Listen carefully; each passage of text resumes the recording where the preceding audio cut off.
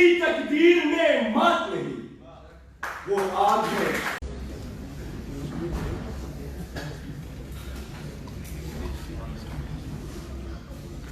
سینوں میں پنپتی ہوئی آگ گھر نہیں چراغ جلانے کے کام آتی ہے، اور یہ آگ آنسوؤں کے پانی سے جلتی ہے۔ وہی آنسو جو پانی بن کر آنکھ سے باہر نہیں بہتے، آگ بن کر دل پہ برستے ہیں۔ یہ آگ تخت شہی کو خس و خاشاک کی طرح بھون دیا کرتی ہے۔ رونق بھرے لہجے اس آگ کی لپٹوں میں گم ہو جایا کرتے ہیں۔ مروارید کی مالائیں اور سونے کے تاج اس آگ کی حدت سے پگھل کر افتاد گانے خاک کے قدموں پر قربان ہو جاتے ہیں، اور جب دھواں اٹھتا ہے تو خلت شاہی میں بسا ہوا اردو عنبر کا کارواں ساتھ چلتا ہے۔ ذی وقار یہ آگ زمین پر پھیلتی ہے تو خدایان ارضی کے اقتدار کی بساط کو لپیٹ دیتی ہے، اور یہ دھواں آسمان کی جانب اٹھتا ہے تو فرائض وقت کو فنا کا پیغام سناتا ہے۔ یہ آگ انگلیوں میں تھامے ہوئے قلم کو تلوار کرتی ہے، اور یہ دھواں آفاق کی تختی پر تخت کے تختہ ہونے کا اعلان لکھتا ہے۔ قصر شاہی کے وسیع میدان اس آگ کی لپیٹ میں آتے ہیں تو شمشان گھاٹ بن جاتے ہیں، اور اس شمشان گھاٹ سے اٹھتا ہوا دھواں جمہور کی آنکھوں میں فتحوں کامرانی کے پھول کھلاتا ہے۔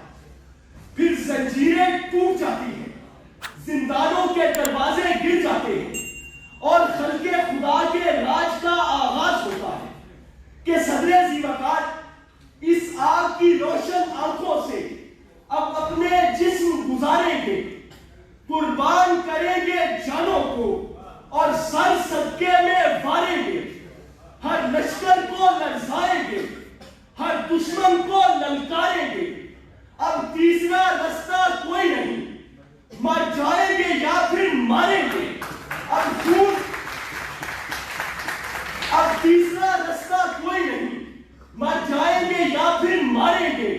اب خون دیوں میں ڈالیں گے، اب شہر میں کالی رات نہیں، وہ آگ ہے اپنے سینوں میں جس کی تقدیر میں مات نہیں، وہ آگ ہے اپنے سینوں میں جس کی تقدیر میں مات نہیں۔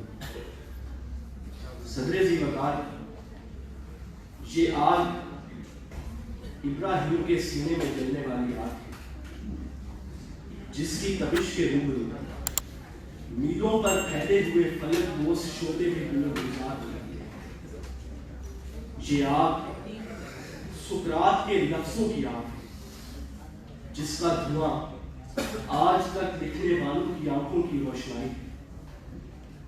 یہ آگ توابین کے انتقام کی آگ ہے، جو دیکھتے ہی دیکھتے دشت حجاز میں مزاحمت کا استعارہ بنی، اور اس کا دھواں ایک تہائی دنیا کے عملی حکمرانوں کی آنکھوں میں چبھنے لگا۔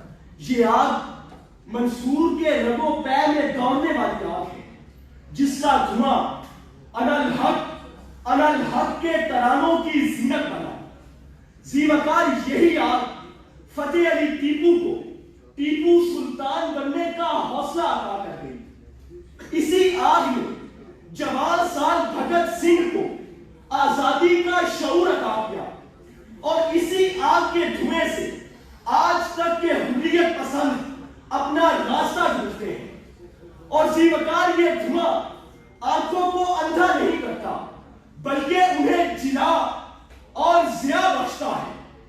اور مجھے یقین ہے کہ جہاں جہاں خلق خدا جبر کی چکی میں پس رہی ہے، وہاں وہاں یہ آگ روشن ہوگی، اور وہاں وہاں یہ دھواں آنکھوں پر امید کا تاجر بن کر اترے گا کہ صدر ذی وقار آگ ایسی کہ ہر ظلم کا ایوان جلا دے، آگ ایسی کہ دروازہ زندان جلا دے، سلطان کے لکھے ہوئے اعلان جلا دے، زردار